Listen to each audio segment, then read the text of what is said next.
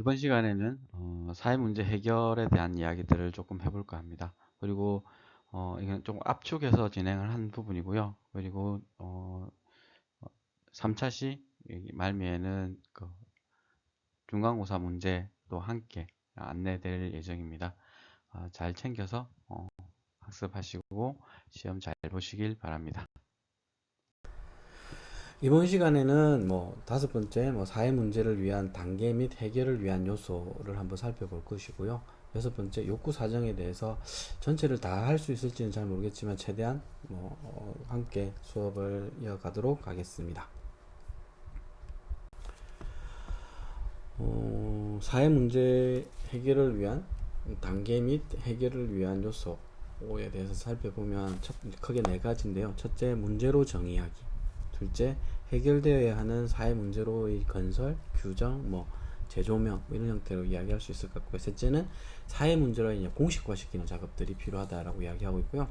네 번째는 문제가 존재하는 사회적 현실에 대해 인식하는 게 필요한데, 이게 이제 교재에 있는 내용들을 한번 찬찬하게 읽어보시면 이해가 되실 건데, 저하고 한번 같이 이렇게 보면 어떨까 싶습니다. 첫 번째, 문제로 정의하기는 어떤 현상이나 조건이 사회 문제인지 아닌지를 명확하게 알 수 있기 위해서는 먼저 사회 문제를 구성하고 있는 요소들을 분석하는 것이 필요하다. 이를 통해 사회 문제가 누구에게 문제가 되는지 알 수 있게 되고, 또한 이러한 현상이나 조건들이 문제를 설명해주고 사회개혁을 위한 잠재성을 결정할 수 있는데 도움이 된다라고 이야기하는 거죠. 문제로 정리하는 것들이 필요한 거죠. 그리고 두 번째는 해결되어야 하는 사회 문제로서의 건설이라고 하는 부분에서 일단 집단이나 사회 문제들이 문제가 있는 조건을 지적하면 그 조건을 요구가 필요한 상태로 전환하는, 그러니까 명확화시키는 부분들이 필요하다.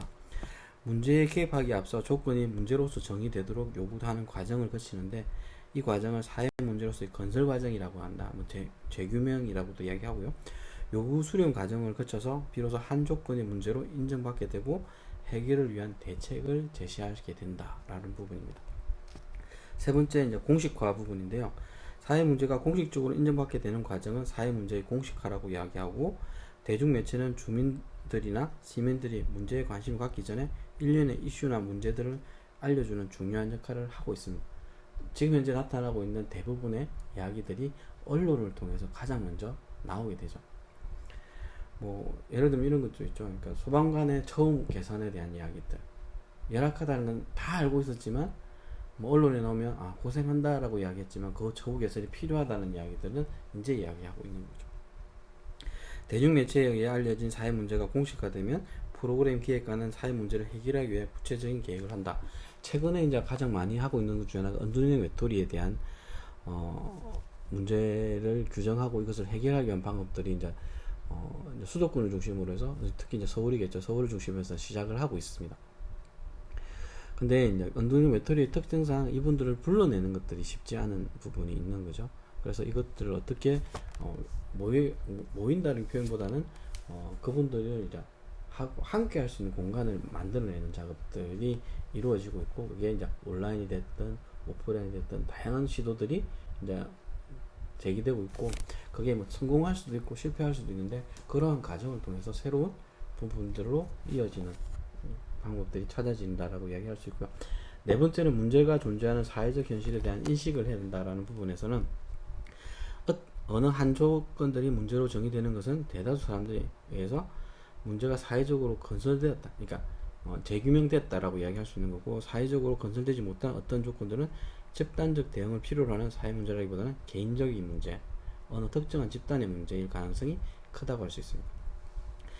문제로의 개입을 위해서 사회 구성원들이나 클라이언트들이 가지고 있는 사회와 현실에 대한 인식에 있어서 그들과 하나의 공동의 현실에 대한 이해와 함께 프로그램 기획자들은 여러분에게 있죠. 사회복지사들이 문제에 대한 존재하는 지역, 사회, 세계의 개념을 위해서 특정 지역의 문화적 정황을 이해해야 한다는 부분이 있습니다. 그래서 어떤 프로그램 짜기 위해서는 그 구성원들과 많은 소통이 필요하다는 것, 그리고 사회 안에 있는 다양한 사회적 계층들에 대한 인식도 중요하다. 그러니까 부정적이라고 한다면 그 부정적인 원인을 정확하게 짚고 해결하는 부분들이 필요하다라고 이야기할 수 있을 것 같습니다. 이어서 이제 다뤄야 될 부분이 이제 욕구 사정이라고 이야기하는, 그러니까 욕구를 명확하게 규정하는 부분입니다. 사회 전문가인 사회복지사로서 우리 주변에 일어나는 다양한 사회 문제 중에서 내가 해결하고 싶은 문제를 찾아서 해결하기 위한도록 이제 시도하는 기초 단계라고 보시면 되고, 이게 욕구 사정이다라고 이야기하는 거죠. 그러니까 뭐 지구상에 있는 많은 대부분의 사람들이, 아니 전부가 욕구를 가지고는 있죠. 이것을 해결하는 사람, 해결하지 못하는 사람은 아니게 되고, 이런 것들이 있는데, 특히나 이제 여러분들이 만나게 된 클라이언트들 같은 경우는 스스로가 욕구를 해결하는 게 쉽지 않은 부분이 있다라고 말씀드릴 수 있을 것 같고, 우선 욕구에 대해서 알아보기 전에 비슷한 단어로 혼동하고 있는 요구하고 욕구의 차이점에 대해서 한번 살펴보면, 이제 PT 화면에 보이듯이 이제 개인적 요구는 개인적 차원에서 무엇인가 필요하지만 현재 가지지 못할 때 생기는 인지 및 정서 상태로, 요구는 당사자 개인 차원에서 필요한 무엇을 의미한다. 이제 개인적인 욕구죠. 요구죠. 욕구는 개인적 차원이 아니라 개인이 필요한 무엇을 다른 사람들의 판단과 인정을 거쳐서 확인된 것으로, 다른 사람들의 판단과 평가를 거침으로 사회적 차원에서 이해해야 되는 개념이다 라고 이야기할 수 있는 거죠. 그러니까 요구는 뭐 아이들도 요구하고 있고 다 요구를 하죠. 근데 그게 이제 들어지느냐 마느냐 이런 부분에 있어서, 그리고 욕구가 되어야 공식적인 지원 이런 것들이 가능해진다 라고 보시면 될 것 같습니다. 욕구 사정의 유형에 대해서 이제 배울 건데요. 지금 화면에 보이는 이름이 익숙하시지 않나요?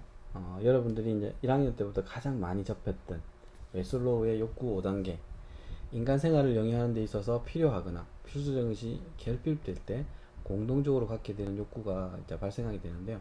인간 행동의 동기가 바로 이러한 욕구 충족의 행위로 나타난다는 거. 그래서 하위 욕구가 충족되지 않으면 상위 욕구 충족을 위한 행위 또는 동기가 보이지 않기 때문에 하위 욕구를 더 긴급하고 절실한 욕구로 이야기하고 있습니다. TV에서 가장 많이 이제 아프리카나 뭐 이렇게 에서 나와서 이야기하는 것 중에 식수 문제를 이야기하고 있고, 기아 문제를 이야기하고 있고, 이런 것들도 여기에 속하게 되는 거죠.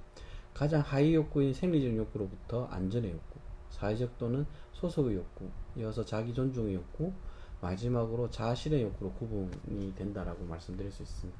이건 단계별로 이야기할 수 있는 거고, 생리적 욕구가 충족이 되어야 안전의 욕구에 대한 동기가 생기고, 안전의 욕구가 충족이 되어야 사회적 또는 소속의 욕구라는 부분들이, 그러니까 동기나 개념들이 정리가 되고, 이게 충족돼야 자아 존중, 스스로에 대한 부분, 자기 만족에 대한 이야기들을 할 수 있는 거고, 이게 충족돼야 앞으로 이제 더 나은 자아 실현의 욕구들을 이야기할 수 있는 거죠. 자세한 내용들은 이제 교재에 나와 있고, 이전에 이제 1학년, 2학년, 1학년, 뭐 1학기, 2학기, 2학년 1학기 동안에 배웠던 내용들이기 때문에 뭐 읽어보시면 이해가 되실 거라고 생각이 됩니다.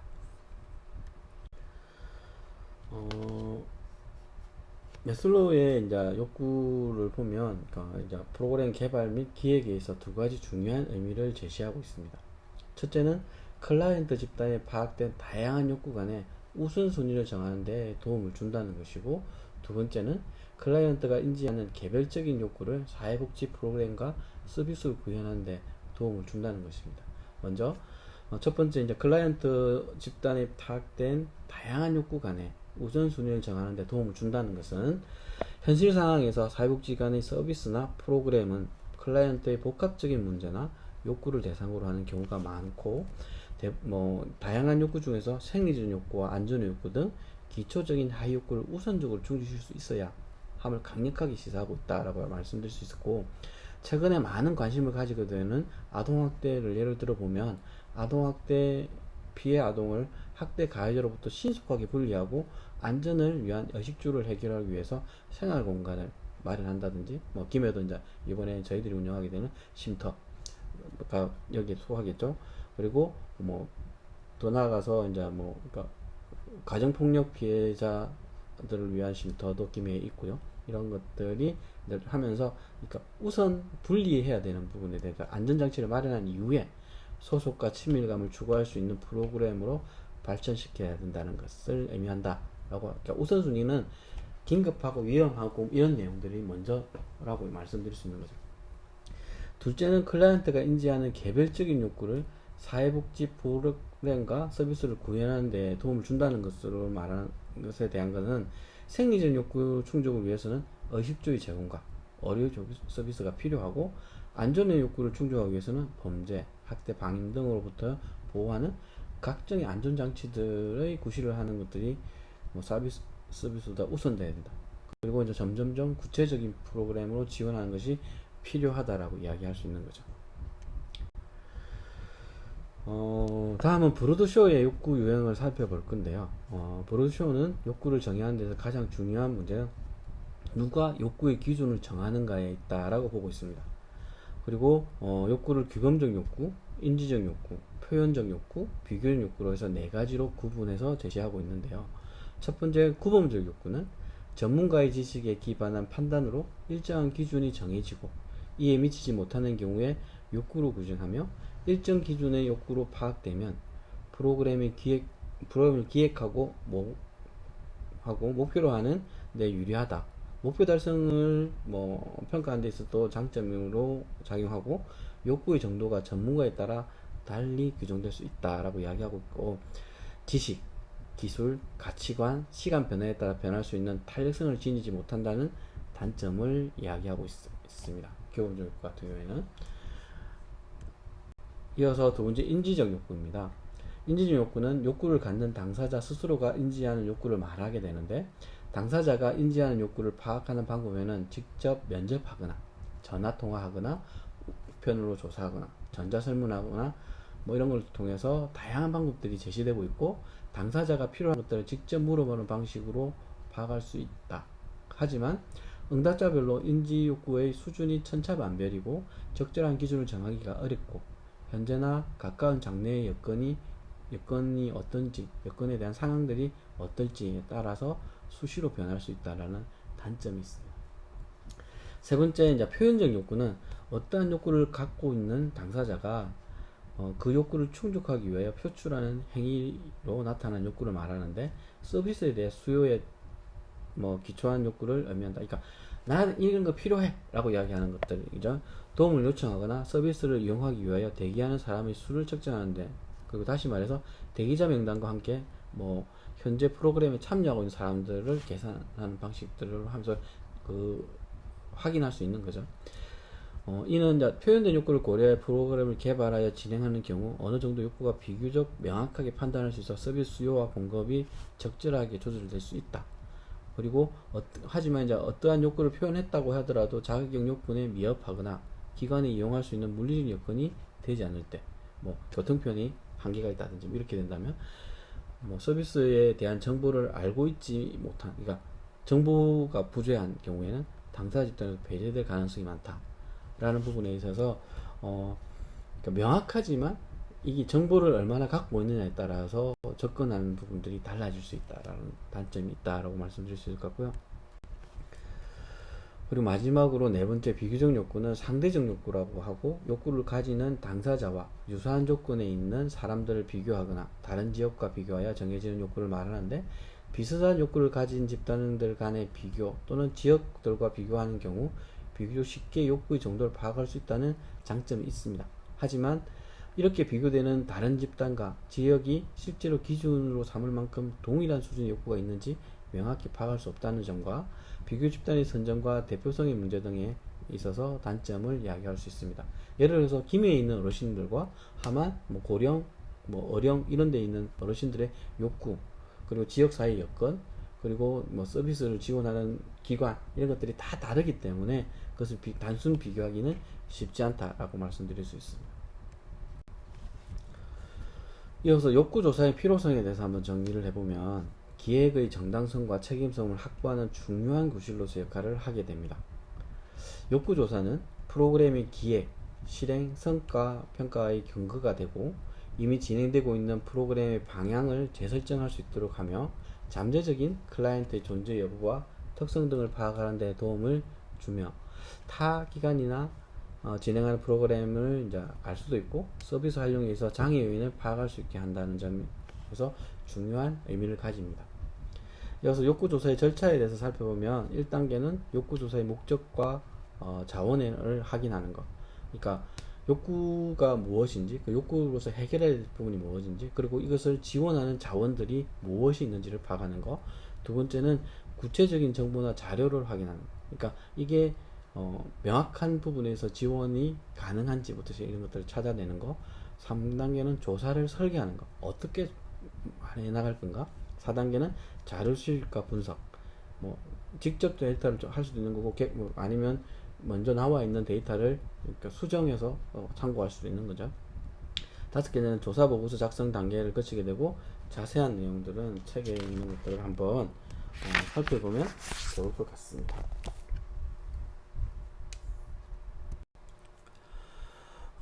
욕구 단계, 욕구 사정에 있어서 욕구 조사의 방법에 대해서 공부를 할 건데요. 그러니까 직접적인 욕구 조사 방법과 간접적인 욕구 조사 방법으로 구분할 수 있고, 직접적 조사 방법에는, 욕구 조사 방법에는 지역 주민 및 표적 집단 서베이라는 방법이 있고, 초점 집단 기법이라는 것도 있고, 지역사회 공청회 또는 포럼을 개최하는 것들이 직접적으로 욕구를 파악하는 방법이다. 어떻게 보면 여러분들이 생활하시면서 살아가시면서 그러니까 이런 부분들을 한 번씩 접해보지 않았나라는 생각이 듭니다. 첫 번째, 지역 주민 또는 표적 집단 서베이 같은 경우에는 지역 주민 서베이와 표적 집단 서베이로 이제 나누어지는데요. 그러니까 서베이를 이야기하는 지역 주민 서베이는 지역에 거주하는 지역 주민을 잠재적 클라이언트 집단으로 간주하고 그들의 욕구를 파악하는 사회 조사를 진행할 때 유용한 방법이고, 표적 집단 서베이 같은 경우는 문제 해결의 주 대상으로 삼는 특정 클라이언트 집단 중심으로 그들이 인식하고 있는 욕구에 대해 정보를 수집할 때 사용한다라고 이야기할 수 있습니다. 예를 들면 이런 거 있죠. 지금 이제 김해 같은 경우는 이제 현안에서 조금 이제 멀어진 건 아닌데, 당사자들은 힘들어하지만 실질적으로 좀 멀리 떨어져 있는 부분에서는 저쪽 이제 장류, 그러니까 소각장에 대한 이야기들이 있죠. 그래서 지역 주민 여기 있는 김해 부분에 있어서 같이 고민해야 되지만, 특히나 제가 살고 삼방동 같은 경우에는 직접적인 피해가 없다라는 부분에서 관심도가 많이 떨어지는 거죠. 그런 부분이 있기 때문에 여기는 이제 표적 집단에서 장류에 살고 있으신 분들을 중심으로 해서 이야기할 수 있다라고 말씀드릴 수 있는 거고, 그러니까 지역 주민 같은 광범위한 지역 문제, 잠재적 클라이언트 이런 거 지금 이제 지금 이제 저희 우리나라 정부가 하고는 있지는 않지만 방법 중에 하나가 뭐냐면, 지금 일본 그러니까 핵 오염수 처리수라고도 이야기하지만 오염수에 대한 부분에 있어서 잠정적으로 우리가 어떤 입장을 취해야 되는 부분에서 서베이 할 수 있는 거죠. 왜냐면 이건 지역의 모든 우리나라 사람 모든 사람들한테 이야기할 수 있는 거니까, 지역 주민만 아니라 대한민국 전체를 대상으로 할 수 있는 거예요. 대표적인 게 국민투표, 주민투표 이런 개념으로도 할 수 있는 방법 중에 하나죠. 표적 집단이라고 이야기하는 거는 아까 이제 장유소극장에 있는 지역 주민들을 대상으로 할 수 있는 거고, 노인이 될 수도 있고 장애인이 될 수 있고 아동, 그러니까 특정 욕구를 가지고 있는 사람들에 대한 이야기들을 할 수 있습니다. 두 번째 이제 직접 욕구 조사 방법 중에 이제 초점 집단 기법이라는 건 있는데, 문제나 욕구를 갖는 클라이언트 집단을 대상으로 서베이를 통해 얻을 수 없는 그들의 심층적이고 인지적, 표현적 욕구들을 파악하는 방법인데요. 그리고 그들이 이분들이 인식을 못하는 경우도 있기 때문에 그걸 통해서 실질적으로 그러니까 제공되는 서비스에 대한 부분에서, 그러니까 질적 조사, 인터뷰 방식이라고 보시면 될 것 같아요. 토론일 수도 있고요. 그 안에서 다양한 이야기들을 하면서 거기서 이제 문제 요소들을 이제 찾아내는 작업들이 방법이고, 논문 쓸 때도 이런 방법들을 많이 활용을 하죠. 여기서 말하는 초점 집단은 집단 구성 목적이 토론 주제에 대한 분명한 초점이 있다고 의미에서 관련 주제에 대해 풍부하게 의견을 제시할 수 있는 7명에서 12명 정도의 사람들이 참여하여 관련 주제에 대해 토론하며 질적 자료를 수납하는 집단을 말하게 되는데요. 특히나 이제 작년에 저희들이 이제 김해시 재작년부터 이제 작년까지 했던 것 중에 하나가 김해시 이제 지역사회 보장 계획을 만드는 과정에서 그 각 영역별로 대상별로 이런 초점 집단 기법 뭘 해서 이제 FGI라고 이야기도 하고 이렇게 하면서 이제 초점 집단 인터뷰 뭐 이렇게 테크닉 하면서 이런 작업들을 진행한 경험들이 있습니다. 왜냐면 지역의 주민들을 전체를 다 만날 김해 시민 50만 명을 다 만나서 이 욕구들을 파악할 수 없으니까 대표성을 최대한 가질 수 있는 사람들을 통해서 그 내용들을 이끌어내겠다라는 부분들로 보시면 될 것 같고요. 세 번째는 지역사회 공청회 또는 포럼이라는 것들이 있습니다. 요거는 이제 가장 많이 접해 보셨을 거라고 생각이 되는데, 공개적 토론회 모임을 통해 지역사회에 거주하는 다양한 계층의 사람, 주민들이 모여서 자신들의 욕구나 문제를 직접 청취함으로써 욕구를 파악하는 방법으로 이제 한자리에 다양한 의견을 청취할 수 있기 때문에 당사자의 욕구나 문제를 확인함에 있어 시간과 비용이 효율적이다. 그리고 관심이 있는 사람들만 장점이 있는 반면에 반대로 관심 있는 사람만 오죠. 그래서 대표성의 문제나 힘을 가진 집단의 특정 이슈가 부각될 수 있다. 때로는 진행상의 어려움이 있을 수 있다는 장점이 있다. 저희들도 하면서 했던 것 중에 하나가 그런 거죠. 그러니까 지역사회 보장 계획을 수립하는 그 TF 10명 중에 제가 이제 같이 참여하면서 했던 것 중에 하나가 자기 의견을 대변하는 사람들이 직접적으로 있는 분들 아니면 당사자가 의견을 내실 때는 엄청나게 힘이 실립니다. 근데 특히나 제 같은 경우에는 아동 청소년 쪽에 이제 대변을 하고 있거나 전체적인 지원을 하고 있다 보니까 당사자가 아닌 거죠. 그래서 계속 밀립니다. 그래서 의견을 주고받는 데 있어서 한계점들이 많이 노출되기도 되고, 그래서 좀 안타까운 부분들이 많았고요. 그래서 이 부분을 이제 해결하는 부분에 있어서는 당사자들의 의견을 최대한 이끌어낼 수 있는. 그래서 지금 이제 김해시를 예를 들면, 그러니까 울릉도에도 있는 청소년 회관이 김해에는 없습니다. 그러니까 울릉도가 김해시보다 살기가 좋아서는 아닐 거라고 생각을 하는 거고, 뭐 여러 가지 여건이 고려돼서 그렇겠지만, 그래서 그나마 다행인 게 강유에 청소년 문화의 집이 이제 조금 크게, 문화센터가 조금 크게 만들어지고 있다. 근데 이게 없었냐면 당초에 이제 지금 이제 이게 조금 정치적 부분의 이야기도 있겠지만, 지금 김해시 여성센터 건물이 원래 당초에는 청소년 센터로 만들어졌는데, 뭐 그때 당시에 정치적인 논리에서 여성센터로 전환되면서 청소년들한테 기회가 뺏겨버리는 이런 부분들이 있었다라고 하는데, 그때 당시 논리도 공정회를 했다라는 부분들도 있었던 것 같아요. 그렇게 하다 보니까 실질적으로 가지는 부분이 많은 아쉬움들이 존재했고, 지금 당장에 있어서는 뭐 그것을 어떻게 풀어나 청소년의 목소리들이 반영이 안 되는 거죠. 필요한 부분에 있어서.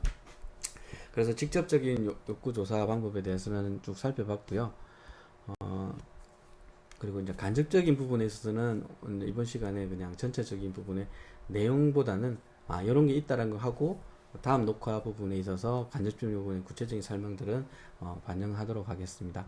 그러게 보면 간접적 욕구 조사 방법에는 2차 자료 분석이라는 내용들이 있습니다. 이런 것들도 있다라는 부분만 알고 계시면 다음 녹화 부분에 있어서 이것들을 구체적으로 조금 설명드리도록 하겠고요. 두 번째는 서비스 제공자와 주요 정보 제공자들을 조사하는 방법들이 있습니다. 그래서 이런 부분에 있어서는 서비스 제공자를 조사하는 거, 그러니까 제공하면서 있던 여러 가지 부분이죠. 그러니까 예를 들면 사회복지시설, 아동복지시설, 노인복지시설 운영자 입장에서 아니면 그 직원 입장에서 그런 것들을 설명하는 거. 그리고 주요 정보 제공자 같은 경우에는 지역에 있는